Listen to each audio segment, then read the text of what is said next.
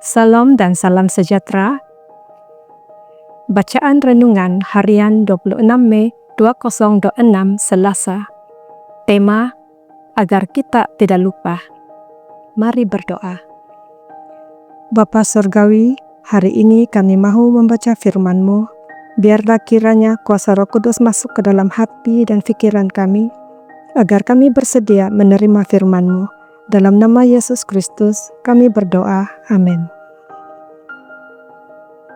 Tajuk bacaan, persepuluhan cara yang lebih baik.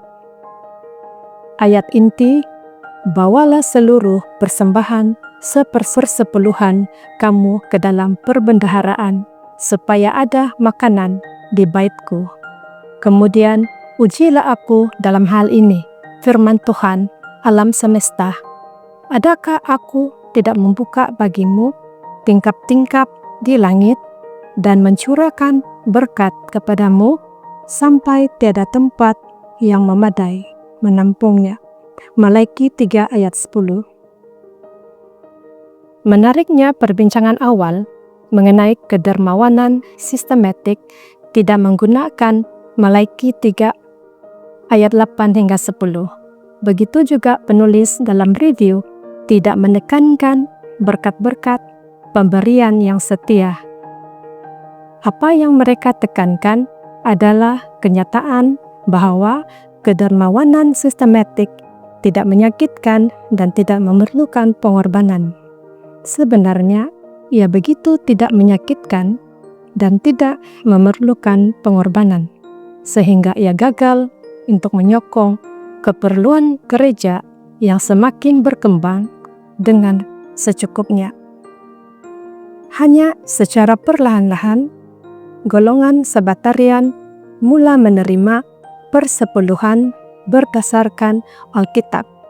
Beberapa orang nampaknya telah memikirkannya pada tahun 1859, tetapi James White sangat yakin bahwa apa yang dimiliki oleh umat Adventist dalam kedermawanan sistematik adalah lebih unggul berbanding dengan sistem persepuluhan Israel.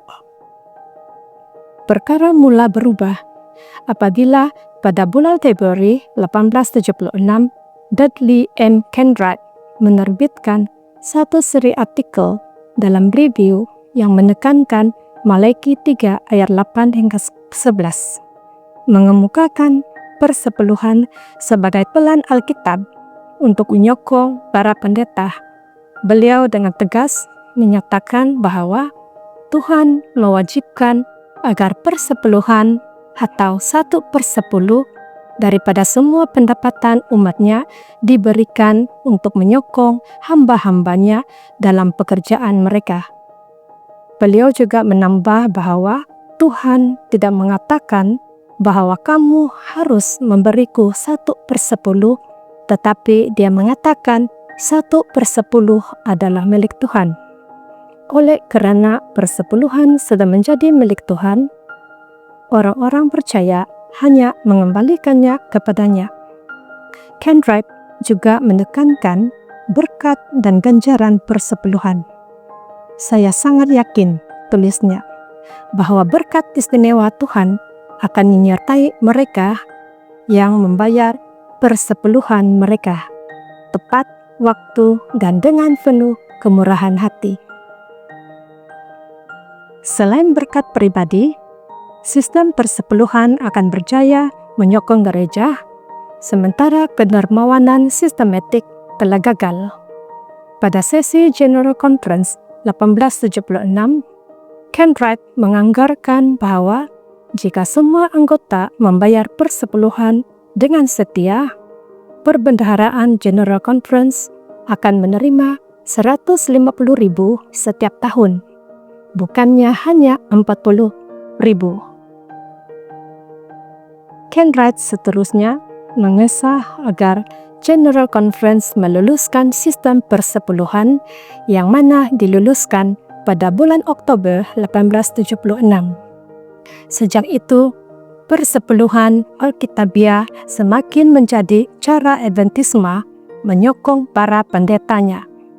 Dan sudah tentu, pada waktu ia telah memiliki struktur organisasi yang dapat berfungsi sebagai perbendaharaan seperti dalam Maleakhi 3 untuk mengumpul dan menyalurkan dana. Tuhan, kami bersyukur atas bimbingan-Mu, bahkan dalam hal-hal keuangan gereja, dan kami menghargai berkat-berkat-Mu untuk kesetiaan kepada mereka yang mengikuti pelan Alkitabiah, persepuluhan, dan persembahan. Demikianlah bacaan renungan kita hari ini. Tuhan memberkati kita semua. Amin.